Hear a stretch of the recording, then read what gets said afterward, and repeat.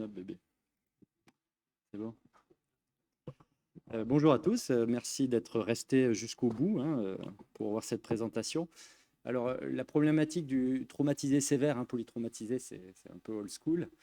Du traumatisé sévère qui a un traumatisme crânien, c'est extrêmement fréquent. C'est à peu près un patient sur deux qui a une lésion crânienne grave, souvent, en traumatologie sévère.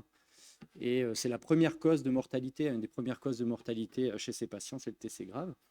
Alors, 20 minutes, 20-25 minutes pour vous traiter l'intégralité du traumatisé sévère, c'est probablement trop peu. Donc, j'ai fait un parti pris, j'ai fait des choix et je vais essayer de développer trois principales thématiques. La première, c'est finalement tout ce qui concerne le timing, l'anticipation et le temps chez ces malades. Le deuxième, c'est une problématique assez fréquente chez les malades les plus instables, c'est la hiérarchisation des urgences et surtout la stratégie pour hiérarchiser ces urgences. Et le troisième point qu'on fera à la fin, c'est la problématique extrêmement fréquente des lésions périphériques, notamment des fractures du fémur chez ces patients, avec des problématiques de risque d'aggravation des lésions initiales ou de choc hémorragique préopératoire. Alors, pour le premier thème, en fait, juste un peu d'histoire. Le trauma sévère, c'est vrai que c'est une maladie qui est considérée comme sensible au temps, de la même manière que le TC grave, time is brain. Et en fait, le papa de cette histoire de temps, c'est ce monsieur que j'ai mis en photo, là, Adam Scully, qui est un Américain, qui est un peu le papa de tous les traumasystèmes américains, du premier trauma center au monde constitué, qui était à Baltimore, le Shock Trauma Center. Et c'est lui qui avait constaté qu'au bout d'une heure, les gens ils mouraient plus. En fait, les gens rentraient dans son trauma center, ils mettaient un chrono en route, et puis il avait remarqué qu'au bout d'une heure, il y avait vraiment, dans les chocs hémorragiques, pif, ça mourait plus facilement. Et donc, c'est lui qui a inventé le concept de la Golden Hour. Mais comme d'habitude, un truc aux US, quand on y croit beaucoup, c'est rarement après vérifié par des données solides. Et la pénétration du concept a été énorme. Elle a été adoptée à peu près par tous les trauma centers dans le monde, sans pour autant vérifier que c'était vrai cette histoire. Et récemment, les concepts de Golden Hour ont été un peu revisités, notamment en regardant les traumatisés crâniens graves. Il y a notamment ce papier, alors dans un journal qui n'est pas très élevé en termes d'impact factor, mais qui montrait que ces concepts de Golden Hour, c'était surtout vrai dans les chocs hémorragiques. Et peut-être que chez les patients qui ont un TC grave, la Golden Hour est moins importante. C'est même un discours qu'on peut entendre auprès de nos amis, parfois du préhospitalier, qui nous disent « Ouais, mais un TC grave, on a un peu plus de temps parce que je vais l'optimiser sur les lieux, je vais l'intuber, lui mettre la captie aux petits oignons, lui démarrer la noradrée et tout, ça sera au top. Et avec ça, je suis sûr que je suis bénéfique pour le patient. » En fait, c'est pas de la golden hour, en fait. C'est un processus qui est continu, l'histoire du temps et de la mortalité. Et ça, c'est indépendamment, en fait, de si vous avez même un choc ou un TC grave. En fait, c'est valable, ce concept, dans tous les cas. Ça, on l'a testé dans une étude récente, en fusionnant les registres de la traumabase avec celle du Treno, avec mon ami Tobias Goss. On a pu constater qu'il y avait vraiment une relation dans un système de soins médicalisé, pas paramédicalisé, il y avait vraiment une relation qui était linéaire et en fait on augmente la mortalité de 4% toutes les 10 minutes. Alors on s'est un peu allumé sur ce papier, sur Twitter et autres, en disant qu'on essayait de tuer le système préhospitalier français. Et en réponse à ça, on peut dire que le temps il ne s'arrête pas aux portes de l'hôpital en fait. Il continue de courir. Et toutes les organisations que vous allez mettre en place ont pour objectif de limiter cette perte de temps, y compris chez les patients qui ont un TC grave. Alors, la meilleure façon de gagner du temps à l'hôpital, c'est anticiper tout ce qui peut l'être. Alors ça, c'est notre ancien des chocs. On a bougé il y a maintenant à peu près 3 semaines. Il est encore plus grand maintenant. Je vous invite à venir le visiter. Il est magnifique. Et donc, il va être complètement vide. Et puis, au moment où vous allez recevoir l'appel, finalement, il va falloir le remplir. Ce déchocage parce qu'il va falloir finalement anticiper un max de choses. Et ça, pour ça, le meilleur moyen d'anticipation, finalement, c'est la gradation des patients, l'alerte que vous allez recevoir initialement qui va vous permettre de vous préparer. Et les TC, alors pendant longtemps, le grade ABC, peut-être maintenant vous êtes familier avec cette classification, il faut savoir que c'est une classification qui est à la base montée dans le Treno, elle a une volonté de devenir nationale. En Italie, ils vont la prendre pour tout leur système traumato-préhospitalier. Et pendant longtemps, quand on avait fait cette échelle, au début, les TC graves, ils n'étaient pas dans le grade le plus élevé, le grade A, en fait. Ce qui était une erreur. Et Maintenant, le TC grave, c'est clair et net, il est considéré dans les endroits les plus instables, quoi. C'est un grade A. Et le TC intermédiaire, ben, vous l'avez plutôt dans le grade B. Et ce qui est important, à ce grade s'associe une préparation et tout doit être protocolé. Alors là, vous me dites, on n'y voit rien, c'est normal. C'est une fiche A4 qui synthétise à peu près tous les éléments de préparation. Et vous voyez que les rôles sont extrêmement bien déterminés pour les médecins, pour les infirmiers, pour les brancardiers qui vont accueillir ces malades. Je dirais que la première erreur à commettre, c'est d'être pas très nombreux, en fait, pour recevoir ces patients. Je ne dis pas qu'il faut rester nombreux pendant très longtemps, mais à la phase initiale, souvent, on a besoin de monde, on a besoin de bras pour essayer justement de gagner ce temps, d'être parfaitement organisé.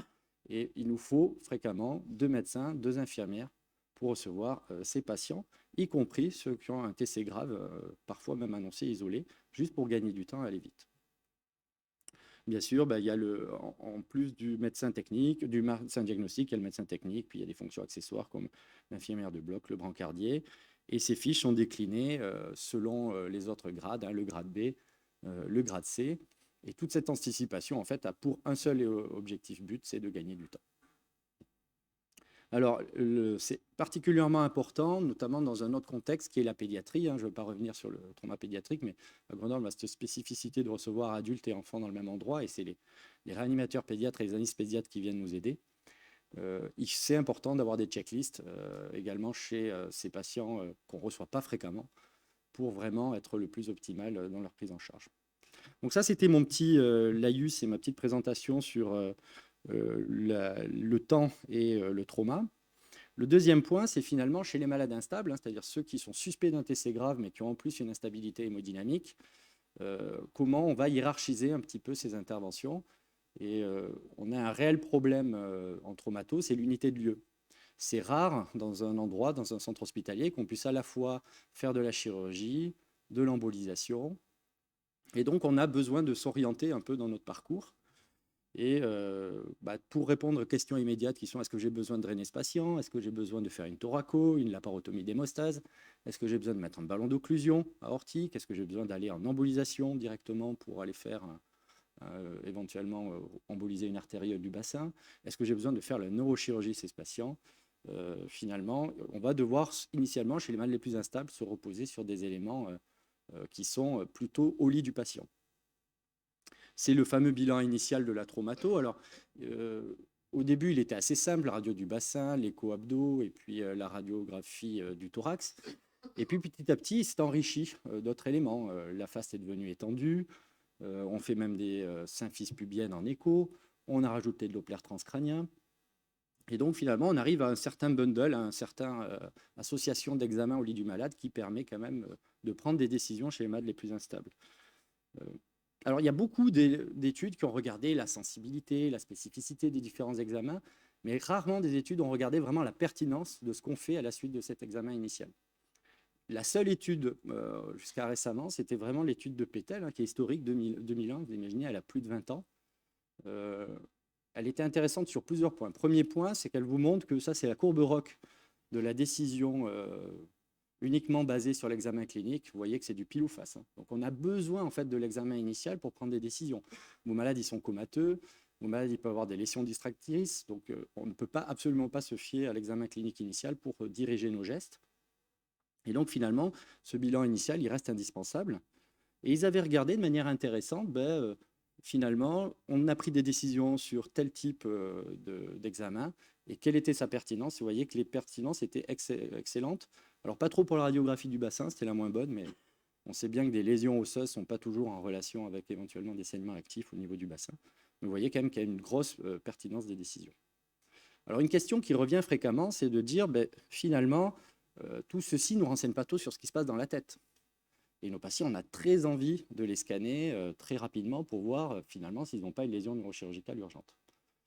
En fait, pour répondre à cette question, chez les malades instables, hein, je précise bien, il faut regarder l'argument de fréquence en fait. Chez des malades instables, il y a à peu près 2,5% de gestes neurochirurgicaux urgents. Par contre, il y a presque un patient sur 4 qui a besoin soit d'une chirurgie d'hémostase, soit d'une embolisation. Donc en fait, le choix entre j'amène à l'arrache un patient au scanner en me disant je vais vite voir comme ça ce qu'il a dans la tête et prendre éventuellement une décision neurochirurgicale, à mon avis, ça n'a pas trop de sens. Il vaut mieux prendre des décisions qui stabilisent le malade et une fois qu'il est stabilisé, s'autoriser à faire le scanner corps entier. Alors, cette pertinence des examens initiaux, depuis Pétel, donc il y a nos collègues marseillais, alors désolé Lionel, c'est pas la Timone, c'est Marseille Nord bébé. Donc on voit que on voit que dans ces éléments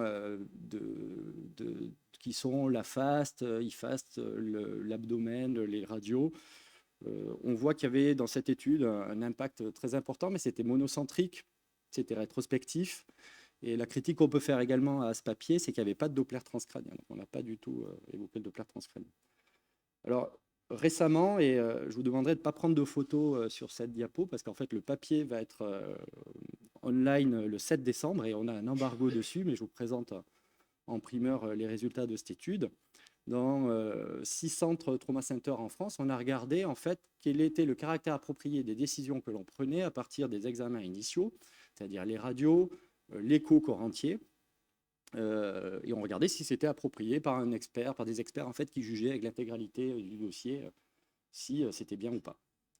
Et dans l'originalité de ce papier, c'est qu'on a mis aussi le Doppler. Et donc on a regardé si l'osmothérapie avait été donnée, si la pression artérielle moyenne avait été donnée. Et notre critère de jugement, qui était compliqué, savoir si on avait bien fait ou pas, c'était en gros si le malade avait soit une HTIC lorsqu'il y avait le capteur de pic qui était posé, soit qu'il y avait des lésions graves au scanner qui étaient définies par un AIS supérieur à 3.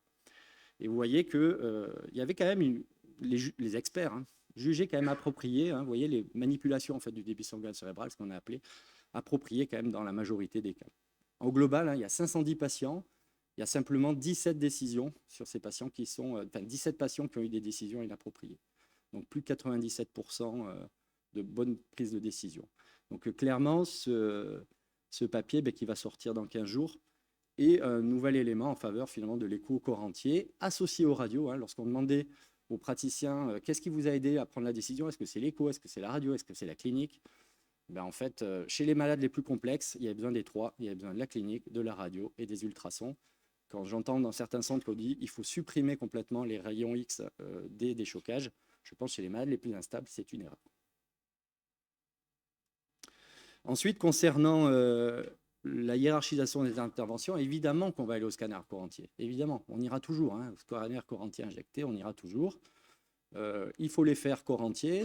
Une des erreurs habituelles, c'est également faire du segmentaire, de dire mon patient, finalement, je pense qu'il n'a pas eu de trauma crânien, je vais lui faire que le thorax et l'abdos, et puis des fois, on a des surprises. Et inversement, je pense qu'il a un TC isolé, on va simplement faire le crâne. Donc non, il faut faire des scans corps entier injectés. Alors, il y a de nombreuses études, parfois contradictoires, sur le scanner corps entier. Je pense qu'une des premières, un peu historiques, c'est celle des Allemands dans le Lancet en 2009, qui avait montré que la mortalité observée était inférieure à la mortalité prédite lorsqu'on faisait des scanners corps entier, de nombreuses limites méthodologiques, mais néanmoins, c'est quand même en faveur du scanner corps entier. Et quand c'est qu'il faut le faire, le plus vite possible. C'est pour ça que parfois, on peut complètement switcher ou raccourcir la phase du bilan initial pour aller directement au scanner chez les malades SLAB, parce que par contre, plus on le fait tôt, plus on a un effet sur la mortalité. C'était également les résultats de cette étude d'Hubert-Wagner. Alors, une fois qu'on a le scanner, la hiérarchisation et la combinaison des gestes, elle est plus facile à faire finalement. Et si on a un patient, par exemple, qui a des lésions orthopédiques gravissimes avec un extradural, là, c'était un patient de Grenoble, on peut lui proposer à la fois l'évacuation de l'extradural, tout en même temps, lui, c'était une amputation traumatique en cuisse pour essayer finalement de gérer les problèmes à peu près en même temps. Voilà, donc ça, c'était pour le côté hiérarchisation des urgences. Le troisième point, c'est la problématique des lésions orthopédiques. Finalement, quand on a un fémur cassé, il y a deux façons de faire, on peut dire. Soit on met un fixateur externe, puis après on fera un enclouage secondaire. Soit on peut faire ce qu'on appelle l'early total care, c'est-à-dire on va enclouer directement le fémur. La première option est plutôt appelée damage control orthopédie. Donc ça, il y a pas mal de littérature autour de ces deux choix, tout en disant, la philosophie, c'est de dire, votre malade a un TC grave, Si je l'encloue son fémur très tôt, en fait, je vais augmenter les médiateurs de l'inflammation, risquer de faire des complications péropes et donc aggraver mes lésions neurologiques. Quand je fais du damage control orthopédique, je mets des fixateurs externes, je réduis le temps passé au bloc opératoire, je suis moins agressif et donc j'ai moins l'effet de double hit, c'est-à-dire de aggravation ensuite des lésions neurologiques. Alors ce concept de damage control, bah, comme d'habitude, il est né aux US. Et si on regarde dans Scalea, c'est le patron du Shock Trauma Center, c'est un trauma surgeon à Baltimore. Si on regarde les indications pour le damage control orthopédie, dans leur centre, ben, la présence d'un TC grave fait partie des indications de damage control orthopédie. Alors si on regarde un peu plus dans son détail, c'est une publié ancienne, hein, qui a 20 ans, hein, si on regarde un peu, on voit quand même que dans beaucoup de cas, quand même, ils font de l'enclouage précoce. Hein, quand même, hein. Dans 280 des patients, ils ont fait de l'enclouage précoce et dans 43 patients, ils ont mis des fixos, des fixateurs externes. Et vous voyez que quand on regarde la caractéristique de ces patients, ils étaient plus en choc, ceux qui avaient des fixateurs externes, c'est normal, c'est dans leurs critères. Ils avaient également plus de lésions intracrâniennes. Les Glasgow initiaux étaient plus bas dans ceux qui ont eu des damage control orthopédie. Et les ISS, le score de gravité en traumato, était plus élevé chez les patients qui ont des fixateurs externes. C'est simplement observationnel, hein, il n'y a aucune randomisation de ce truc. Vous voyez, lorsqu'on fait du damage control orthopédie, on passe moins de temps au bloc opératoire, 135 minutes pour le 135 minutes pour le clou versus 35 minutes pour le fixateur externe. Et ça saigne plus aussi lorsqu'on fait du early total care, hein, lorsqu'on met un enclouage immédiat, on voit qu'on perd 400 ml de sang dans un cas versus 90 ml en médiane dans l'autre. Et ce qui les rassurait, c'était que même lorsqu'on fait des damage control orthopédie, on pourrait dire il va y avoir plus de risques infectieux en mettant des fixateurs externes, etc. Eux ne retrouvaient pas plus de risques infectieux. Par contre, ça de manière non négligeable, lorsqu'on fait du damage control orthopédie, on augmente la durée de séjour en réanimation, parce que le patient va devoir aller 2 fois au bloc opératoire, tout simplement. Et on augmente aussi sa durée de séjour à l'hôpital, ce qui est quand même un petit peu embêtant, je trouve. En tout cas, dans ce papier, ça montrait bien que c'était faisable, qu'il y avait moins de complications péropératoires, mais quand même des conséquences sur le séjour des patients. Alors, est-ce qu'il y a des randomisés contrôlés sur le sujet? Il y a des tout petits trucs. Hein. Donc ça, c'est... alors, les fans du damage control orthopédie, c'est les Américains et les Allemands. Là, donc, c'est un papier allemand, publié dans une petite revue, mais parce qu'il y a des petits effectifs, ils avaient quand même randomisé des patients avec des ISS très hauts, médian à 41, je fais de la chirurgie totale immédiate versus je fais un fixateur externe. Et vous voyez qu'en fait, c'était NS en termes de défaillance d'organes, en termes de besoins transfusionnels. Et dans cette étude également, il montrait quand même plus d'augmentation de durée de séjour en réa et plus d'augmentation de journées sous ventilation mécanique dans le groupe qui avait eu du damage control orthopédie. Donc là, ce n'était pas vraiment en faveur du damage control orthopédie. D'autres études également, cette fois-ci rétrospectives, monocentriques. Ça, c'était Denver, c'est Moore. C'est 42 early total care versus 55 patients avec du damage control orthopédie. Et vous voyez que c'est NS. Aucune différence cette fois-ci sur la durée de séjour à l'hôpital, sur la durée de séjour en réanimation, mais non plus sur des choses qui nous intéressent comme la transfusion, comme la défaillance ventilatoire, etc.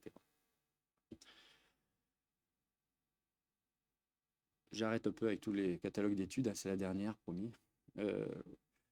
La fracture du fémur, par contre, on sait que quand même, lorsqu'on fait lorsqu'on fait un enclouage, plus on le fait tardivement, quand même, plus on a de complications, en fait, sur le patient, en termes de, finalement, complications infectieuses, complications de décubitus, thrombose veineuse profonde, complications pulmonaires, parce que tout simplement, il y a aussi un risque d'embolie graisseuse initiale.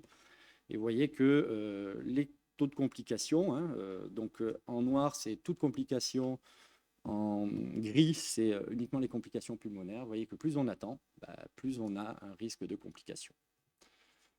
Bon, alors à l'issue de toutes ces études, vous allez me dire, je ne sais pas ce qu'il faut que je fasse. Est-ce qu'il faut que je fasse du damage control orthopédie? Est-ce qu'il faut que je fasse de l'enclouage immédiat? La réponse, elle est complexe.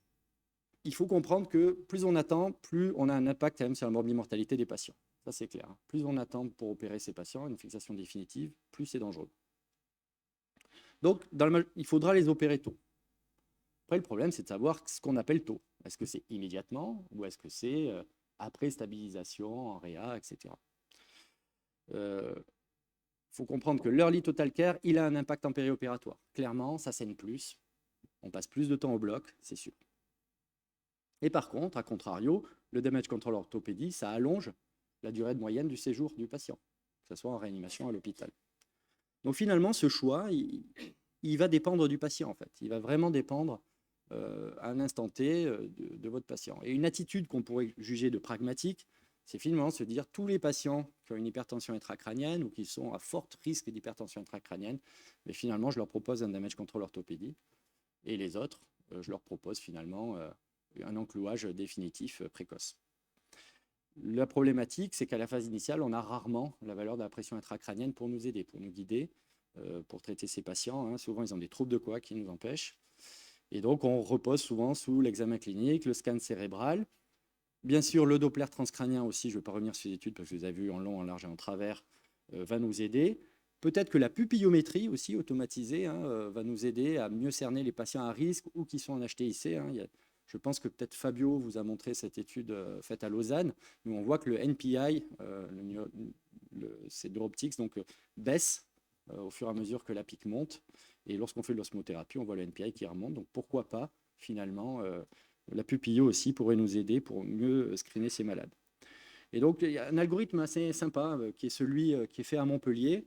J'essaie de le résoudre de manière assez simple. En gros, on fait early total care quand tout va bien, quand on est vert, quoi, patient stable, sans TC associé. Et lorsqu'on est en rouge, et donc c'est le TC grave en HTIC, plutôt faire du damage control orthopédie. Le problème, c'est la zone grise, c'est au milieu. Là, honnêtement, comment on stratifie ce risque? Est-ce que c'est selon le DTC, selon d'autres monitoring non invasifs? Avec quel seuil? Franchement, je n'ai pas la réponse immédiatement et c'est la majorité des patients qui sont dans cette zone grise. Et vous devez avoir un faisceau d'arguments finalement pour dire est-ce que je fais un enclouage définitif ou pas. Enfin, parce qu'il va falloir terminer, même si j'ai démarré en retard, je vais essayer de tenir le timing. L'erreur à commettre également, je pense, c'est de croire que ce sont les docteurs qui sauvent les malades. Voilà. Ce n'est pas nous qui sauvons les malades. Ce sont les structures qui sauvent les malades. On a beau être le meilleur docteur du monde, si on est avec la pire infirmière et le pire neurochirurgien dans le pire trauma center du monde, ben on aura un mauvais résultat. Donc il faut orienter correctement nos patients vers les trauma centers niveau 1, c'est-à-dire des centres qui ont de la neurochirurgie, des centres qui ont des hauts volumes, et plus on en fait, plus on est bon.